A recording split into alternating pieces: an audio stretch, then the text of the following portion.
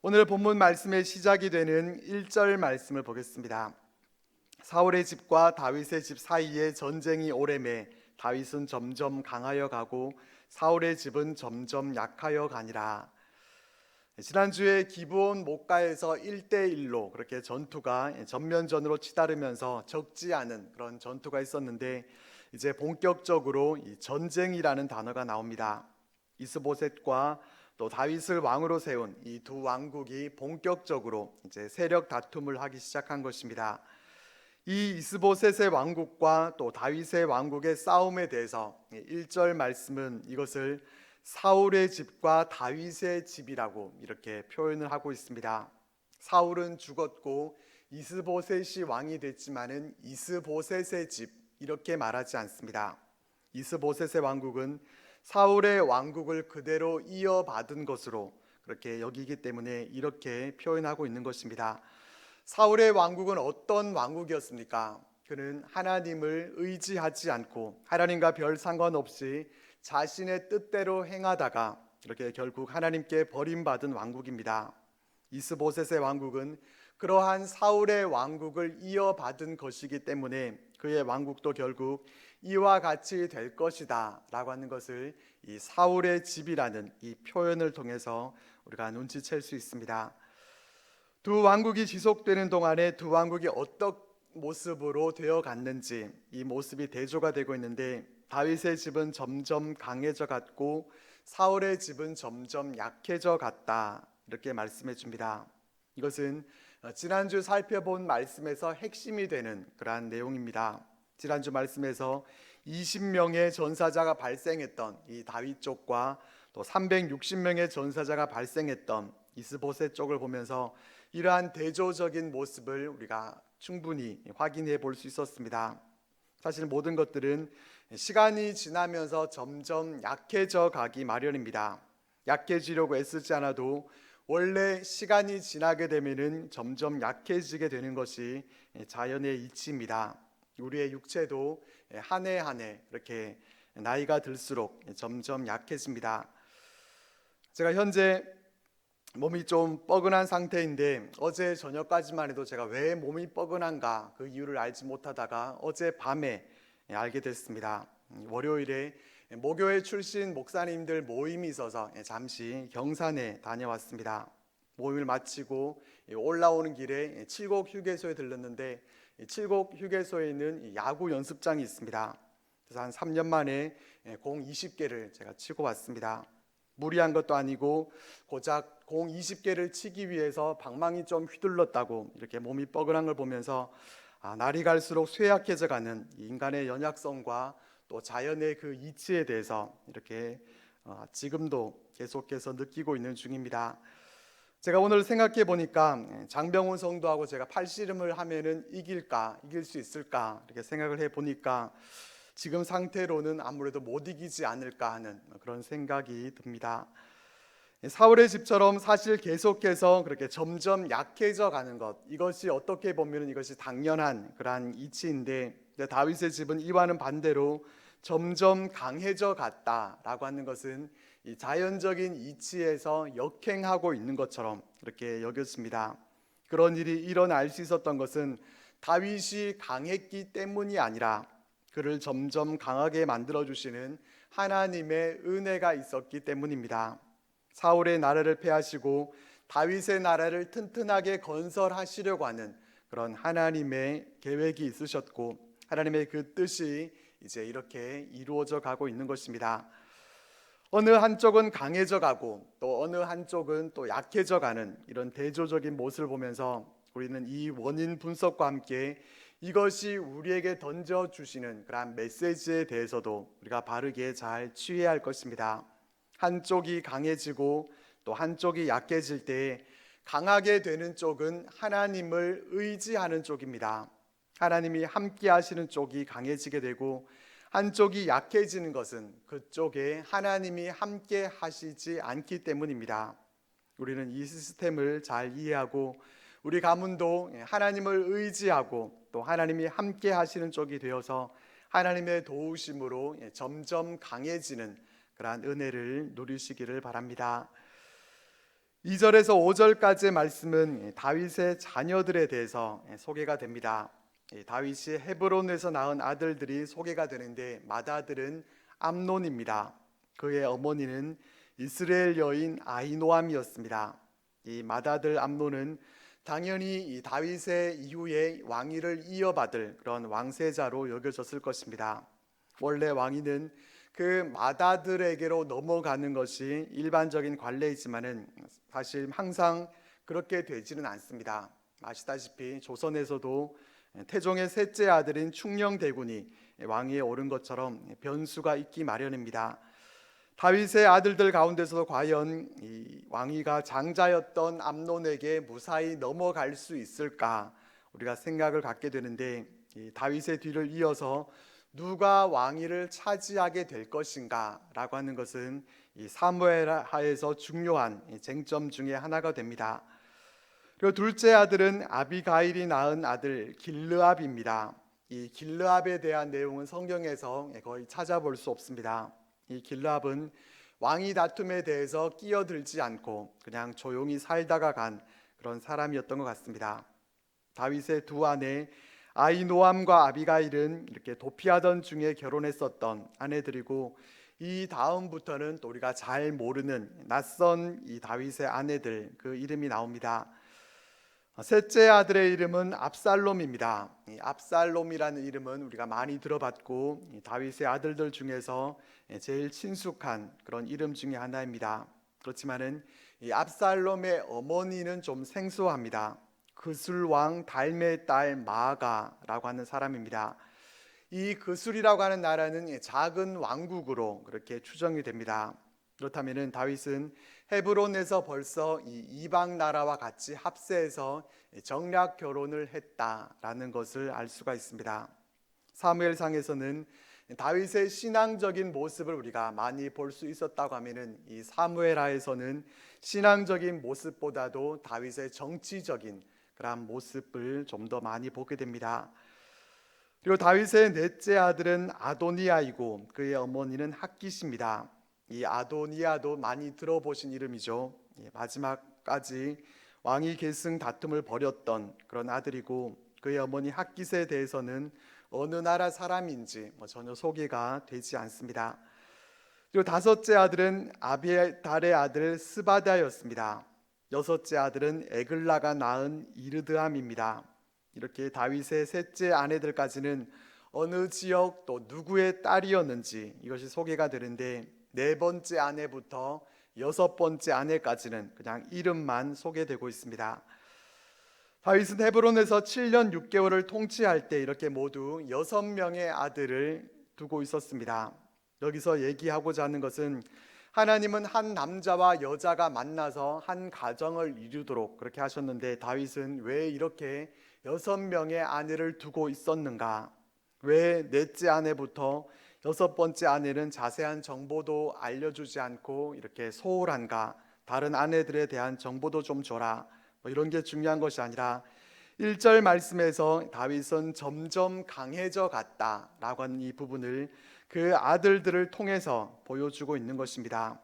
창세기에 나오는 족장들을 보면은 모두 다 아내들이 자녀들을 낳지 못해서 많은 고통과 어려움이 있었던 그러한 모습을 우리가 볼 수가 있는데, 다윗은 헤브론에서만 이렇게 6명의 아들을 두었었고 그의 가문이 이렇게 강성하고 번성했다라고 하는 것을 상징적으로 보여주고 있는 것입니다.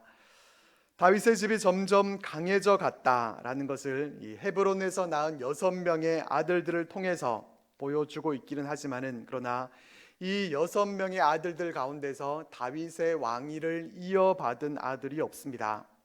이후에 다윗이 온 이스라엘의 왕이 되고 예루살렘에서 태어난 아들들도 있었지만은 그들은 서열상 뒤로 밀려서 이 왕위를 이어받을 확률이 거의 없었습니다. 다윗의 뒤를 이어받은 아들이 누구였습니까? 솔로몬이죠. 솔로몬은 예루살렘에서 태어난 아들입니다. 어쨌든 다윗의 뒤를 잇는 아들은 이렇게 인간의 생각대로 되지 않고 하나님이 그 뜻 가운데서 택하시고 모든 것을 주도해 가셨습니다.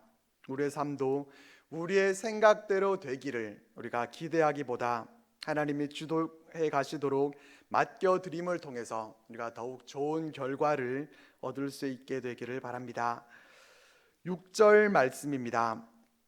사울의 집과 다윗의 집 사이에 전쟁이 있는 동안에 아브넬이 사울의 집에서 점점 권세를 잡으니라.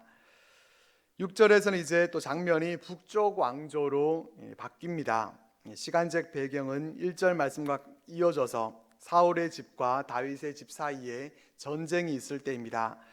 여기에서는 아브넬에게 초점을 맞춥니다.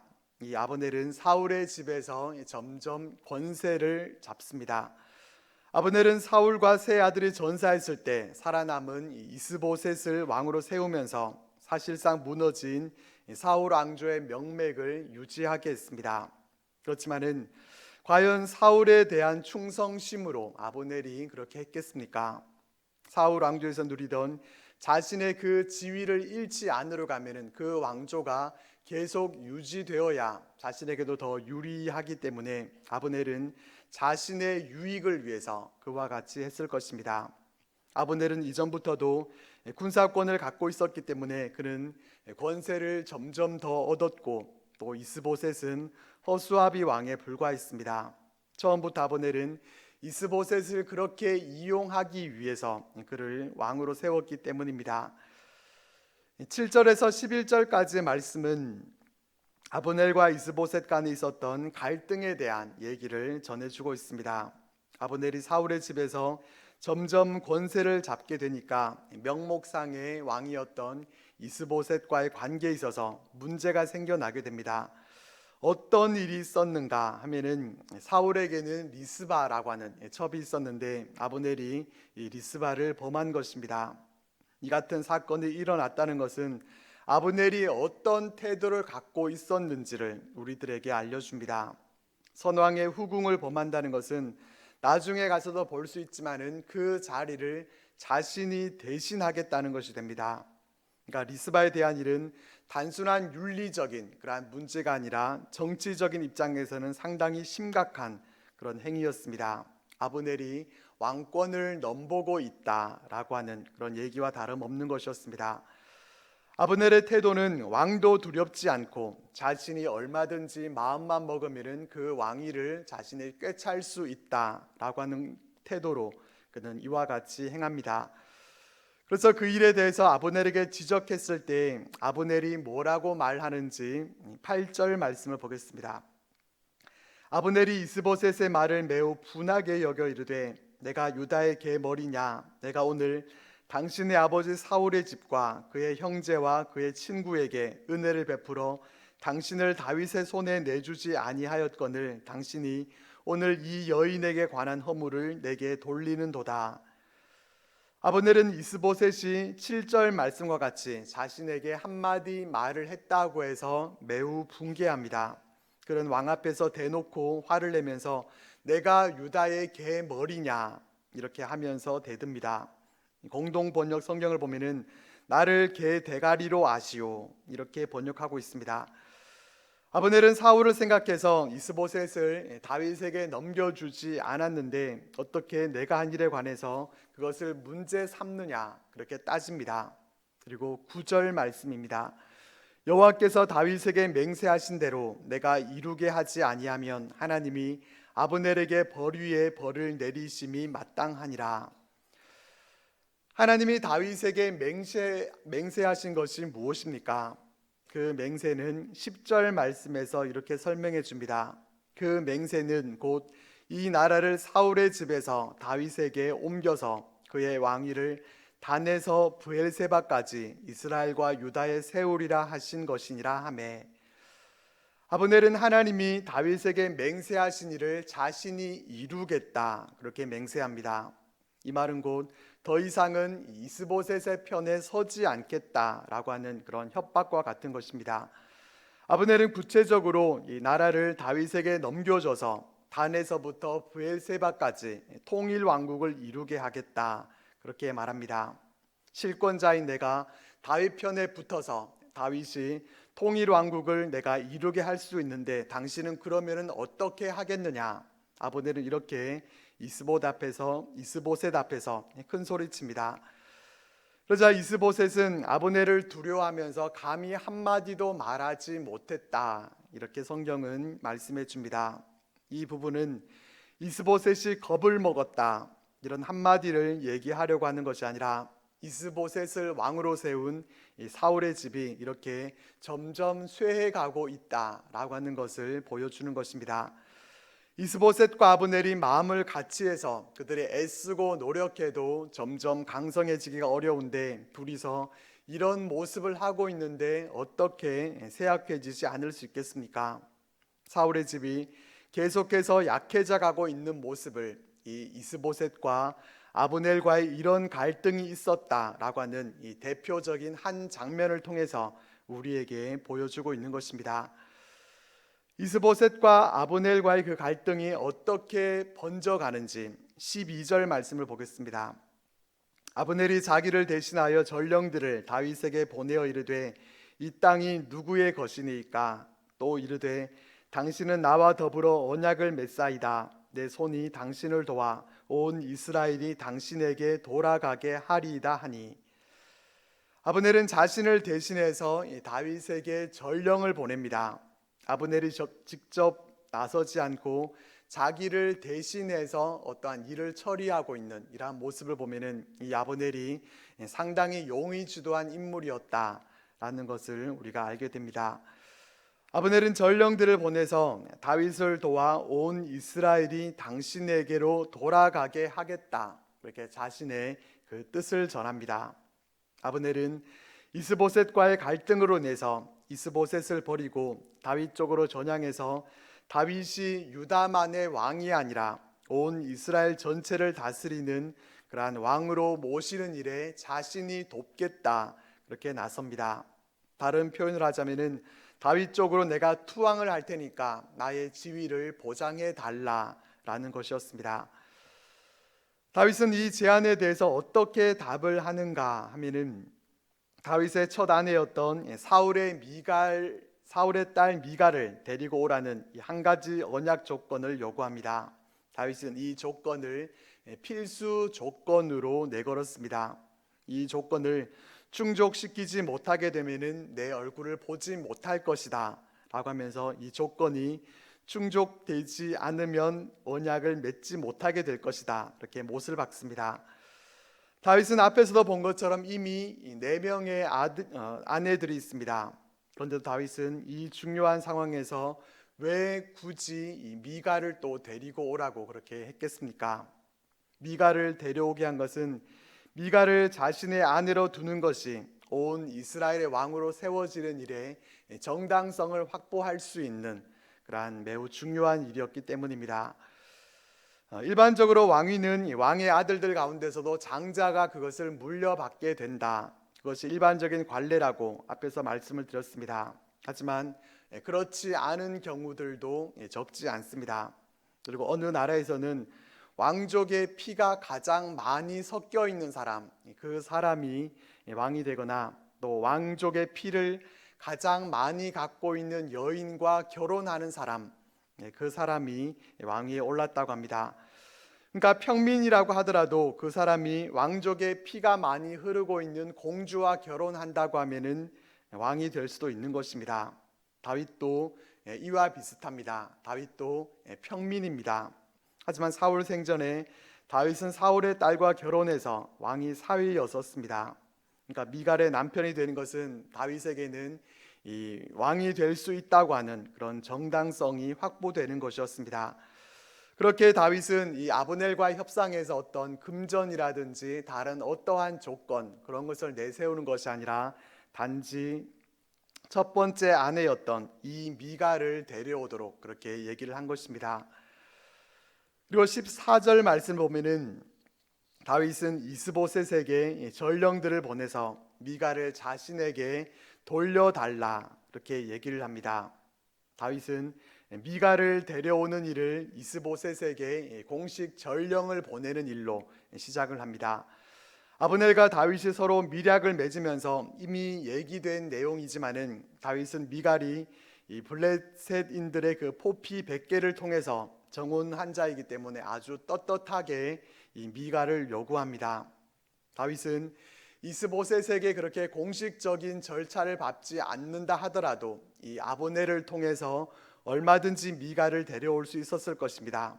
하지만 그렇게 하지 않은 것은 사울의 집안에서 합법적으로 이 미가를 보내준 것이다, 그렇게 합법적으로 되어진 일이라는 것을 보여주기 위해서 이와 같이 진행합니다. 다윗은 이렇게 미가를 보내달라 그렇게 요구를 하고 있지만은 이스보셋의 입장에서는 이 다윗의 요구가 부당하게 얼마든지 여겨질 수 있습니다. 또 다윗이 그러한 정치적인 의도를 가지고 미가를 돌려달라 요구하고 있다는 것도 알았을 것입니다. 하지만 이스보셋은 어떻게 반응하는가 하면은 그런 사람을 보내서 발디엘에게서 이 미가를 빼앗아 오게 합니다.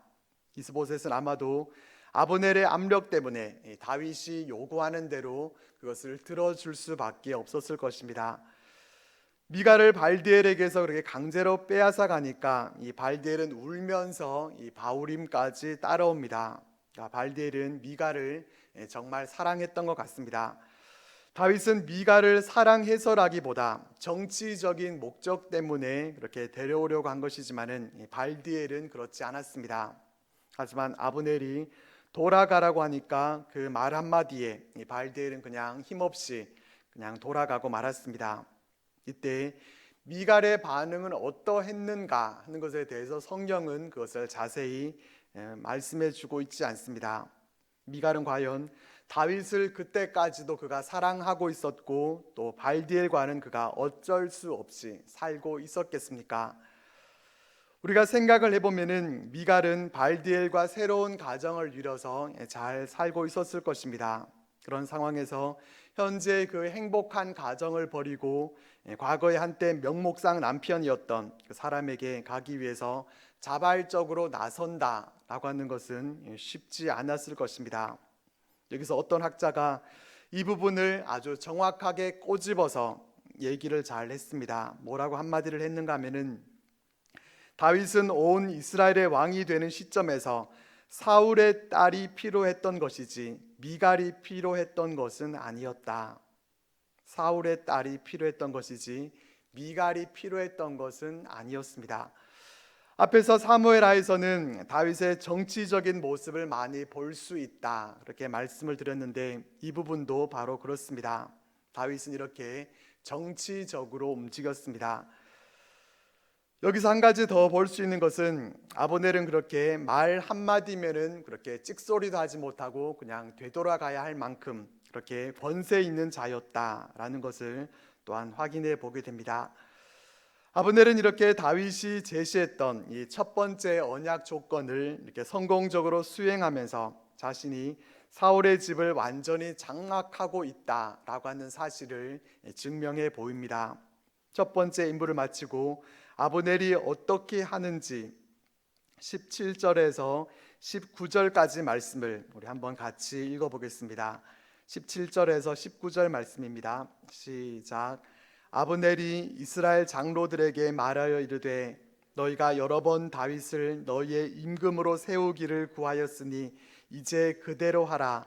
여호와께서 이미 다윗에 대하여 말씀하시기를 내가 내 종 다윗의 손으로 내 백성 이스라엘을 구원하여 블레셋 사람의 손과 모든 대적의 손에서 벗어나게 하리라 하셨음이니라 하고 아브넬이 또 베냐민 사람의 귀에 말하고 아브넬이 이스라엘과 베냐민의 온 집이 선하게 여기는 모든 것을 다윗의 귀에 말하려고 헤브론으로 가니라.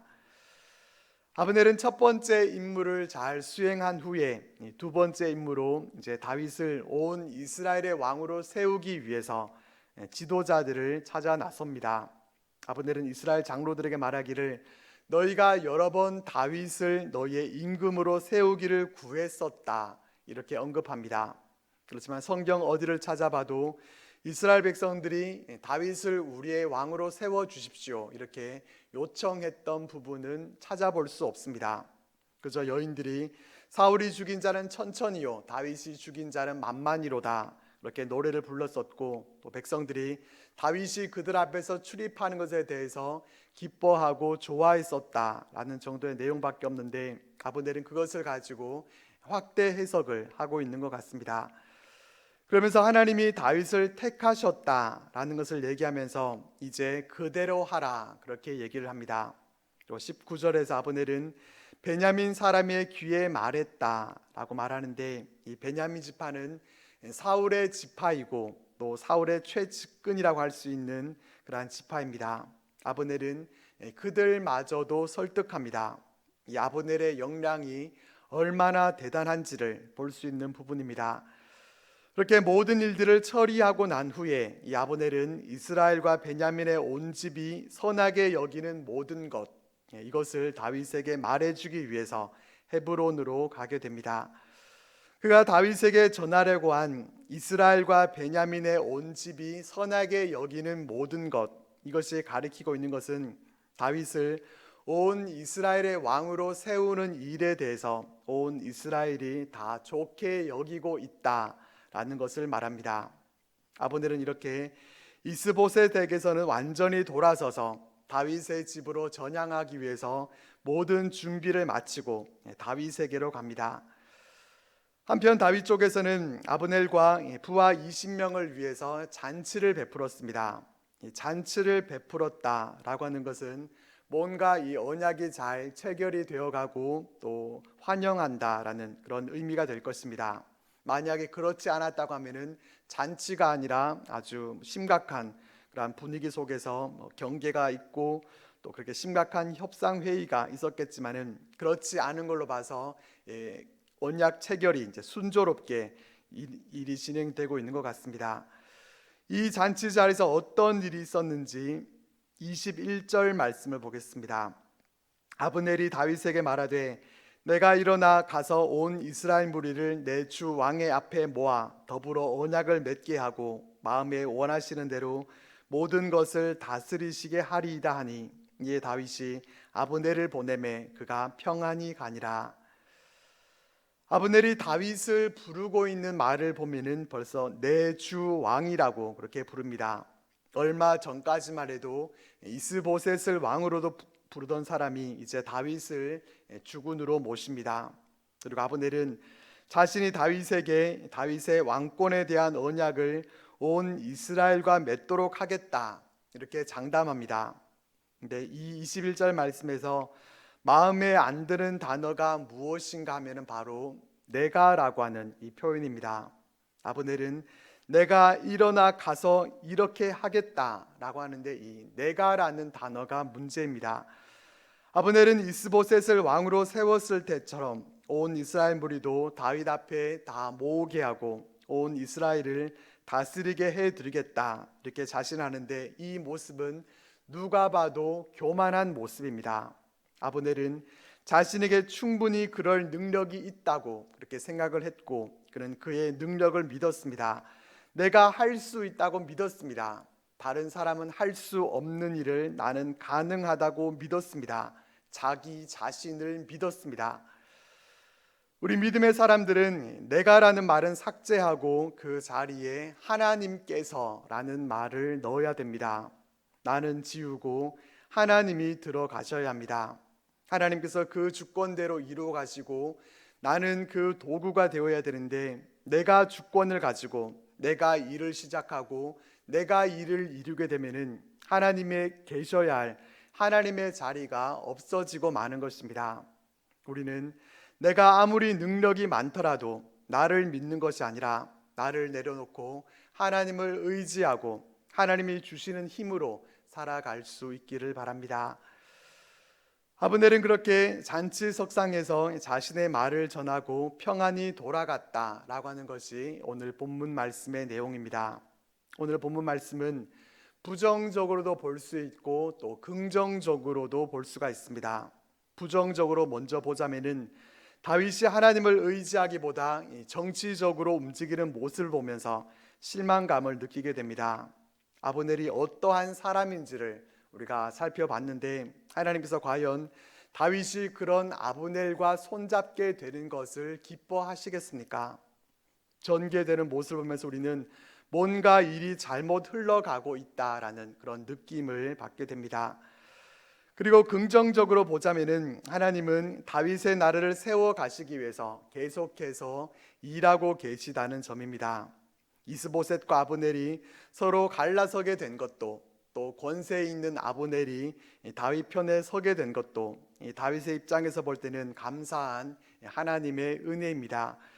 하나님은 그 사람의 어떠함을 떠나서 은혜를 베풀어 주시는 분이십니다. 다윗이 비록 정치적인 행보를 해 나가고 또 아브넬이라는 사람도 교만하고 뭔가 우리 마음에 들지 않는 그런 사람이지만은 하나님은 그 주권 가운데 모든 일들을 다 주관해 나가고 계십니다. 그렇게 비록 부정적인 모습도 보이지만은 하나님이 선하신 분이시기 때문에 하나님께서 선하게 모든 일들을 이끌어 가실 것을 우리는 믿습니다. 하나님은 우리 삶의 모든 일들에 대해서도 이처럼 역사하실 것을 믿으면서 하나님께서 우리의 삶을 이끌어 가 주시도록 이렇게 모든 일들을 하나님께 맡기고 오직 하나님만을 의지하면서 믿음으로 살아가는 우리들 모두가 되시기를 바랍니다.